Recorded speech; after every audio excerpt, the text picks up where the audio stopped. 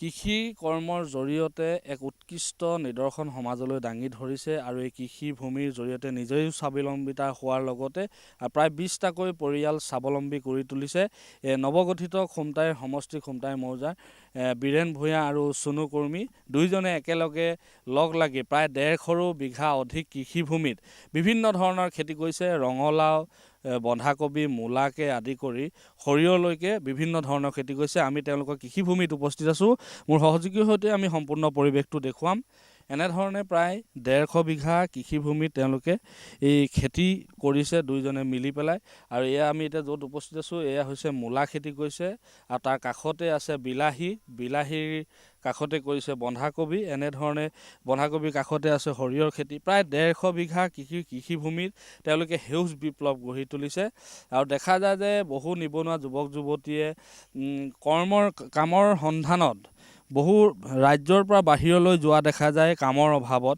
গতিকে এনেধৰণে কিন্তু বীৰেন ভূঞা আৰু চুনু কৰ্মীয়ে এক উৎকৃষ্ট নিদৰ্শন দাঙি ধৰিছে, যিহেতু তেওঁলোকে নিজে যি স্বাৱলম্বিতা হৈছে আৰু নিজে স্বাৱলম্বিতা হোৱাৰ লগতে তেওঁ আৰু প্ৰায় 20টাৰো অধিক পৰিয়াল স্বাৱলম্বী কৰি তুলিছে। আমাৰ সৈতে বীৰেন ভূঞা উপস্থিত আছে, আমি তেখেতৰ সৈতে কথা পাতিবলৈ চেষ্টা কৰিম। কিমানমান মাটিত খেতি কৰিছে? এই 150 বিঘা হ'ব। কি খেতি কৰিছে? জলকীয়া আছে, বেঙেনা আছে, বিলাহী আছে আৰু ফেচবিন আছে, ধৰক মূলা আছে, লাই শাকো আছে আৰু সৰিয়হ কৰা হৈছে। সৰিয়হ কিমান আছে? সৰিয়হ 100 বিঘামান হ'ব। আপুনি দেখা গৈছে যে নিজেও আপোনালোকে স্বাৱলম্বিতা হৈছে আৰু কিমানটা পৰিয়াল স্বাৱলম্বী লগত মানে কৰ্মসংস্থাপন দিছে? 10-12 ঘৰ আছে। 10-12 ঘৰ আমি লগাই পিনে খেতিটো কৰি আছোঁ। আৰু আপোনালোকৰ দেখা গৈছে যে ইয়াত আপোনাৰ খেতি ধৰি লওক নিৰাপদে ৰাখিবৰ কাৰণে ঝাটকা লগাইছে। এইটো মানে আপোনালোকৰ ইয়াত চুৰ হয় নেকি? হয়, চুৰ বুলি নহয় আৰু গৰু ছাগলীৰ কাৰণে এইটো ঝাটকা লগোৱা হয়। এনেধৰণে আচলতে তেওঁলোকে এই কৃষি সেউজ বিপ্লৱ গঢ়ি তুলিছে। আমাৰ সৈতে তেওঁ যি সতীৰ্থ চুনু কৰ্মী আছে, আমি তেওঁৰ সৈতে কথা পাতিম। কওকচোন দাদা, কি ক'ব? হয়, মোৰ নাম শ্ৰী চুনু কৰ্মী। আমি এই খেতি পাতিছোঁ, কিন্তু প্ৰায় 20-30 বিঘা মানে আমি চব্জি খেতি পাতিছোঁ। তাতে আমাৰ এতিয়া আমাৰ মানে কবি, বিলাহী, বেঙেনা এনেকুৱা ইত্যাদি খেতিয়ে আছে। মানে 20-30 বিঘামান খেতি আছে। তাৰপৰা আমি ঝাটকা লগাই খেতি কৰিছোঁ, কিন্তু এতিয়া আমাৰ ৰাতি হ'লেতো এতিয়া আমাৰ হাতীৰো অকণমান দিগদাৰ হয়, মানে ৰঙালাও খেতিৰ কাৰণে। আমাৰ এতিয়া ঝাটকাত তেনেকুৱা নিজৰ ববীয়াকৈ লগাইছোঁ যদিও আমাৰ মানে তেনেকুৱা হেৰি নাই, আৰু মাটিডোখৰো বহুত ডোখৰ বেৰিব লাগে। তাৰপৰা এতিয়া সিমানডোখৰ মানে হেৰিও নাই। আৰু কিমানমান মাটিত আপোনালোকে এইবাৰ খেতি কৰিছে? আমি প্ৰায় মানে চব্জি খেতিৰ পৰা ধৰি 150 বিঘা হ'ব। এতিয়া আপোনালোকৰ কি লাগিছে?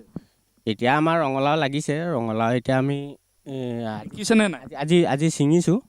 ৰঙালাও আজি ছিঙিছোঁ। তাৰপৰা এতিয়া আমি চব্জি আৰু লাই চাই এনেকুৱা কিবা এটা দিব লাগিব। সেইখিনি হৈ আছে। বন্ধাকবি হৈছে নাই? বন্ধাকবি বান্ধিছে এতিয়া আৰু বৰ্তমান। বিলাহী ফুলিছে।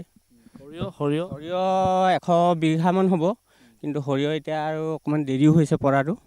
এতিয়া সৰিয়হখিনি আহিবগৈ। আৰু দেখা গৈছে যে আপোনালোকে নিজেও স্বাৱলম্বিতা হৈছে, লগতে আৰু কেইবাটাও পৰিয়ালক স্বাৱলম্বী কৰি তুলিছে। আৰু বহু সময়ত নিবনুৱা যিসকল যুৱক আছে, কৰ্মৰ সন্ধানত তেওঁলোকে নিজ ৰাজ্যৰ পৰা বহিৰাজ্যলৈ যাবলগীয়া হৈছে কাম বিচাৰি। কি ক'ব সেই ক্ষেত্ৰত? সেই ক্ষেত্ৰত এতিয়া আমাৰ ইয়াতে পাইছে, ঠাইতে ওচৰতে কৰিছে। আৰু যিখিনি মানে ধৰক আঁতৰলৈ যাবলগীয়া হৈছে সেইখিনি এতিয়া ইয়াতে কৰিছে। আৰু ইয়াতে আমাৰ পৰাই মানে ধৰক চলি আছে। আৰু এতিয়া এনেকুৱা আমাৰ ওচৰতে এতিয়া ভালেমান কেইজন কৰিয়ে আছে। বিলাহী চিলাহী কোৰ চোৰ মাৰি আছে। আচ্ছা, যিসকল আপোনাৰ নিবনুৱা যুৱক মানে বাহিৰৰ ৰাজ্যলৈ কামৰ বাবে গুচি গৈছে, তেওঁলোকক আপুনি কি ক'ব? তেওঁলোক মানে এনেকুৱা কিবা পইচা পাতি অভাৱত গুচি গৈছে, মানে খেতিৰ কাৰণে। এতিয়া ধৰক আমাকতো কোনো সাহাৰ্য হিচাপ কোনো চৰকাৰেও দিয়া নাই, বা NRৰ ফালৰ পৰাও আমি কিবা সাহাৰ্য লোৱা নাই। আমি নিজৰ পৰা মানে ধৰক পুঁজি হেৰি কৰি মেলি আমি মানে এইখিনি খেতি পাতিবলৈ সক্ষম হৈছোঁ। আৰু ধন্যবাদ। এনেধৰণে আচলতে বীৰেন ভূঞা আৰু চুনু কৰ্মীয়ে এক উৎকৃষ্ট নিদৰ্শন সমাজলৈ দাঙি ধৰিছে। আমি কৈছোঁৱে যে বহু সময়ত নিবনুৱা যুৱকে কৰ্মৰ অভাৱ বুলি তেওঁলোকে নিজ ৰাজ্যৰ পৰা বহিৰাজ্যলৈ যাবলগীয়া হৈছে। বহিৰাজ্যলৈ কৰ্মৰ বাবে তেওঁলোকে যাবলগীয়া হৈছে। কিন্তু এই বীৰেন ভূঞা আৰু যি চনু কুৰ্মীয়ে এই সমাজলৈ এক উৎকৃষ্ট নিদৰ্শন দাঙি ধৰিছে। এওঁলোকে এনেধৰণে আচলতে 150 বিঘা কৃষিভূমিত বিভিন্ন ধৰণৰ খেতি কৰি সেউজ বিপ্লৱ দাঙি ধৰা পৰিলক্ষিত হৈছে। যিকোনো খবৰৰ বাবে যোগাযোগ কৰক 7099017330 অথবা 7099017390 নম্বৰত।